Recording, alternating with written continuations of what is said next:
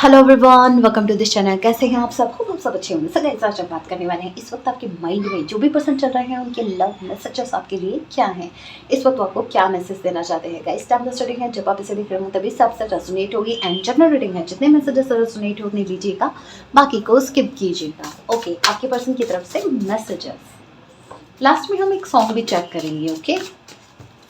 Okay, so first message we have, you are too nice, I don't deserve your kindness. अच्छा, ठीक है, कल आ गई ठिकाने, समझ में आ गया कि तुम किस लायक हो। आपके पर्सन को पता लग गया कि वो किस लायक हैं। इनको पता लग गया कि ये आपको डिजर्व नहीं करते। आपकी वर्थ क्या है इस इंसान को समझ में आ गई है। इनको पता लग गया है कि नारियल गलती से इनके हाथ में आ गया और जिनके हाथ में नहीं आना चाहिए था। वैसे वो कौन सा था, अरे ये मुहावरे मुझे याद नहीं रहते कौन सा था। वो नारियल किसके हाथ में आ गया जबकि उसके हाथ में नहीं आना चाहिए था। उसके कोई काम का नहीं होता। वो डॉगी के हाथ में आ गया था क्या? देखना, एक है,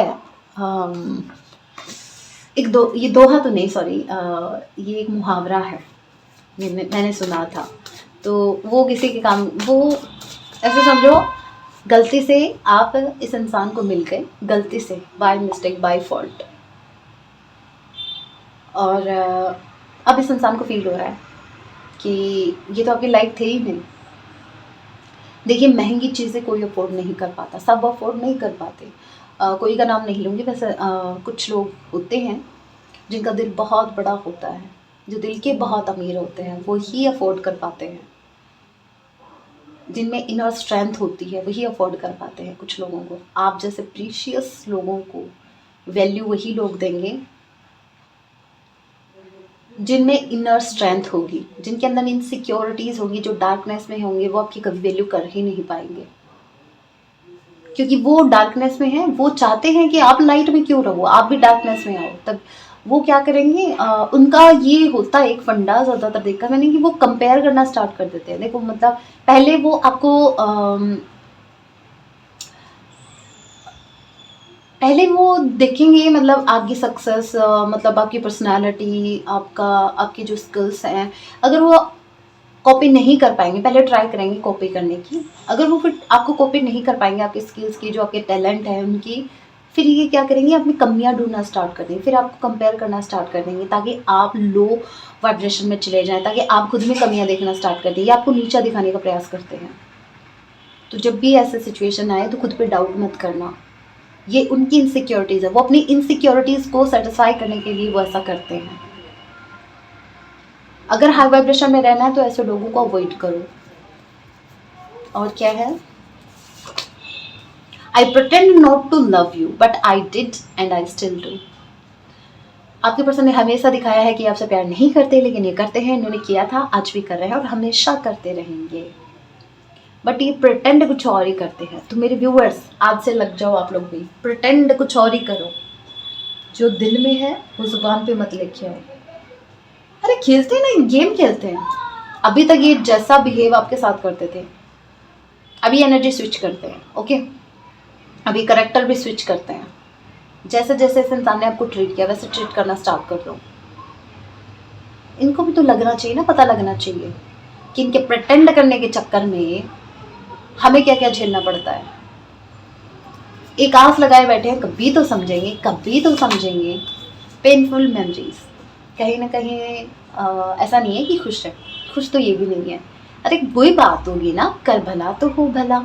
अभी अगर आपने किसी को पेन दिया है तो रिटर्न में आपको खुशियाँ कहाँ से मिलेंगी? हाँ, एक खुशी नाम की लड़की को पकड़ सकते हो, घर में रख सकते हो, ठीक है, और खुश हो जाओ कि हाँ खुशी है मेरे पास, लेकिन वो इनर पीस नहीं मिलेगी। हाँ ठीक है, शांति भी मिल जाएगी, बट वो इनर पीस नहीं मिलेगी।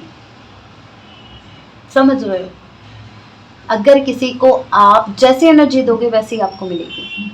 इसलिए पॉजिटिविटी स्प्रेड करो।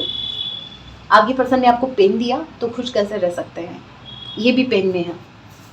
पास्ट की मेमोरीज उनको बहुत ज़्यादा हॉन्ट कर रही हैं। I am going through a spiritual awakening. जिस स्पिरिचुअल अवेकनिंग से आप गुजर रहे हैं, शायद ऑलमोस्ट आपकी तो पूरी होने जा रही है, या फिर हो भी गई होगी आपकी स्पिरिचुअल अवेकनिंग, बट आपकी पर्सन की अभी स्टार्ट हुई है। आपके पर्सन अभी स्पिरिचुअल अवेकनिंग से गुजर रहे हैं, दैट्स वाई इनको ज़्यादा पेन हो रहा है। ये वही वाला पेन है, याद करो, आप वाला पेन, रातों को रोना, रातों को उठ उठ के रोना, किसी को सुनाई ना दे, किसको बताए, कोई सुनने वाला भी नहीं है। दुनिया है, दुनियादारी है, रो रो के हाल पूछते हैं, हंस हंस के पीछे से उड़ाते हैं फिर आपकी बातें। हाँ, इस कलयुग में सिर्फ आपके यूनिवर्स ही हैं, भगवान ही हैं, जिन भी आप ईश्वर को मानते हैं, जो आपके आंसुओं की कदर जानते हैं, जो आपकी एक एक आंसू का हिसाब रखते हैं, और जिन्होंने आपको रुलाया उसको पनिश भी करते हैं। सो अगर आपको जस्टिस चाहिए तो सिर्फ यूनिवर्स से कहें, किसी इंसान के सामने के रोने के बजाय आप यूनिवर्स के आगे अपने उन कीमती आंसू को बहा सकते हैं। आई hide who I really am from you. आपके पर्सन ने आपसे हमेशा छुपाया है कि ये असलियत में है कैसे, लेकिन ज़्यादा दिन नहीं छुपा पाए, क्योंकि मुझे बहुत हद तक लग रहा है कि आप लोग जानते हैं आपकी पर्सन की रियलिटी, कि वो रियल में कैसे हैं। और एक बात और मुझे क्लिक हुई अचानक से, मेरे व्यूवर्स आप लोग में से कुछ लोगों को ये क्लिक हुआ होगा कि मैम ऐसे इंसान के लिए रोए ही क्यों, हम क्यों रोएं। देखिए, इस इंसान के लिए मत रो, लेकिन इनकी जो यादें आपके मन में हैं, जो इमोशंस इनके लिए, जो अनवांटेड इमोशंस, जो मतलब नेगेटिव इमोशंस हैं, उनको बाहर निकालना तो बहुत ज़रूरी है ना। आंसू के थ्रू निकाल दो। जब आप रोते हो, आपने सुना होगा मन हल्का आता है, वो मन हल्का नहीं होता, वो आपके नेगेटिव इमोशंस बाहर निकल रहे होते हैं, जिससे आपको लाइट फील होता है। फिर रोना भी बहुत अच्छा होता है, लेकिन ऐसा नहीं है 24/7 बस रोने बैठ गए हैं, अब क्या करो, नहीं। अगर आप सारा दिन अगर ऐसा करेंगे, अपसेट रहेंगे, आप लो वाइब्रेशन में रहेंगे, अगर रोते रहेंगे, तो फिर यूनिवर्स की तरफ भी आप ऐसी ही एनर्जी कहीं ना कहीं सेंड कर रहे हो, तो फिर रिटर्न में आपको वही मिलेगा। फिर हाँ, एक पल के लिए, एक दो पल के लिए भगवान जी के सामने अगर रोना आ गया, रो लिया, चलो ठीक है, मन हल्का हो गया, आपकी सुन ली भगवान जी ने, आप यूनिवर्स से कनेक्ट हो गए। बट ऐसा नहीं है 24/7 बस रो रहे हैं। मैंने कहा था रोने से इमोशंस निकलते हैं, तो आज रात तो पूरे इमोशंस आज रात में ही निकाल दूंगी, आज रात में ही निकाल दूंगा, फिर झंझट खत्म 1 साल तक का। नहीं, ऐसा मत करना। Sometimes you are my star, आप इनके स्टार हैं, आप स्टार से कम नहीं हैं, आप स्टार सीड हो सकते हैं। सो आप इनके लिए एक स्टार हैं।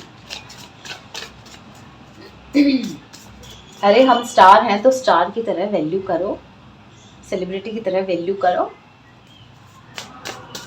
बट कुछ क्या करे, हे राम, इनसे कुछ होता तो है नहीं, जेलसी के अलावा जलन के मारे बस इसको कैसे नीचा दिखाना है। मतलब ये तो बड़ा हवा में उड़ रही है, बड़ी हवा में उड़ रहा है, इसको उड़ने तो देना ही नहीं है।